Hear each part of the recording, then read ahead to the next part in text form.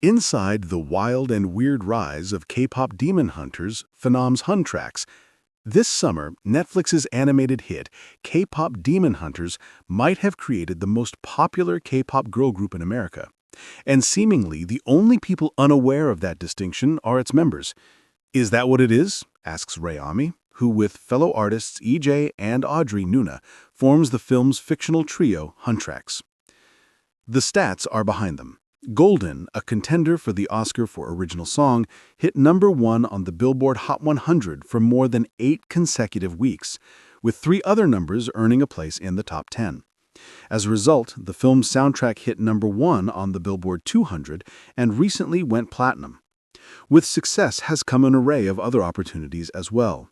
The group have since made a cameo on Saturday Night Live and performed on The Tonight Show starring Fallon. But as EJ points out, theirs has not been the usual route to K-pop stardom. A former K-pop trainee herself, she notes that many hopefuls spend years developing their craft and chemistry with future group members. We were all individually our own person. They had their music career, and I have my career as a songwriter. Becoming a K-pop group later is unheard of with K-pop training. You do it when they're kids, before anything can develop, so they can shape them together. Whereas we're our own individuals coming together. Having this synergy is incredibly rare. That's what singing in the most watched Netflix film of all time will do for you.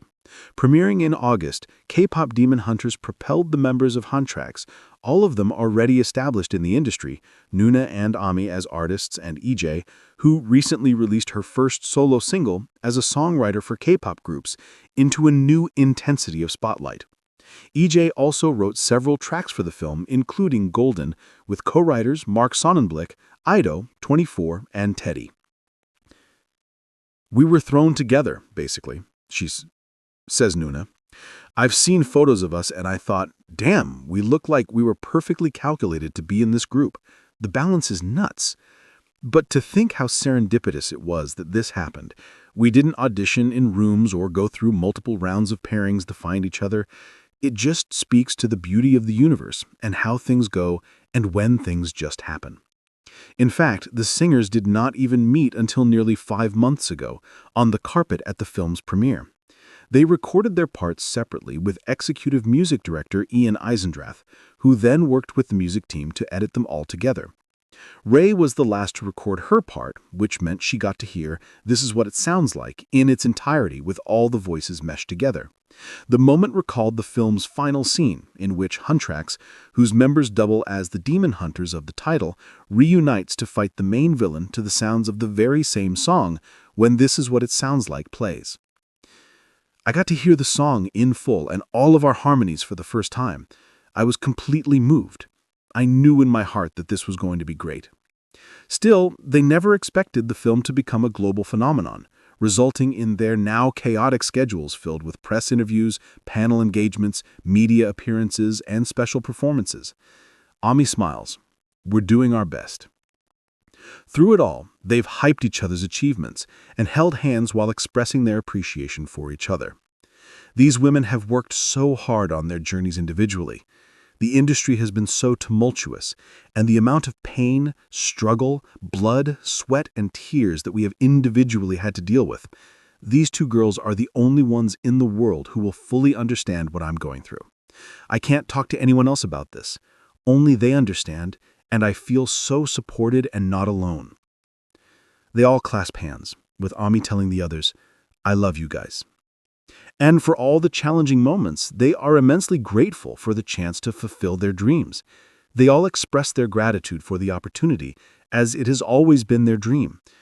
Literally, a month before the movie came out, I was doubting myself as a songwriter. My goal was to get #1 on the Hot 100. I was going to do that, move to California, write so many sessions, and get #1. It felt impossible. Ami becomes emotional about the film's success when she talks about its impact on her career. I'm so blessed, she says, holding back tears. It's really introduced me to more fans and new fans. This whole experience has taught me a lot about myself and what I want to do as an artist. My dreams are coming true. That hasn't necessarily been the experience for her groupmates, though. It takes a very long time for me to process and metabolize emotions, Nuna says, of her own lack of waterworks. I've never wanted somebody to cry so much in my life, Ami chimes in, laughing. Feel something. The instant chemistry displayed in their interview was recently on display when the three were asked to perform Golden together for The Tonight Show starring Fallon, their first as a group. And the more they rehearsed, the more they cohered, just like a real K-pop group. It's really wild and weird, says Nuna. Honestly, the mesh of our voices just felt so intuitive. It was very organic and easy. The song is not easy, but the mesh and connecting were.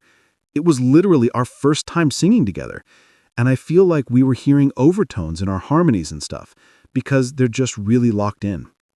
Awards buzz, both for the Oscars and the Grammys, has come as a surprise to the group, but it leads to questions about reuniting Huntracks on stage at the biggest pop culture events of the year.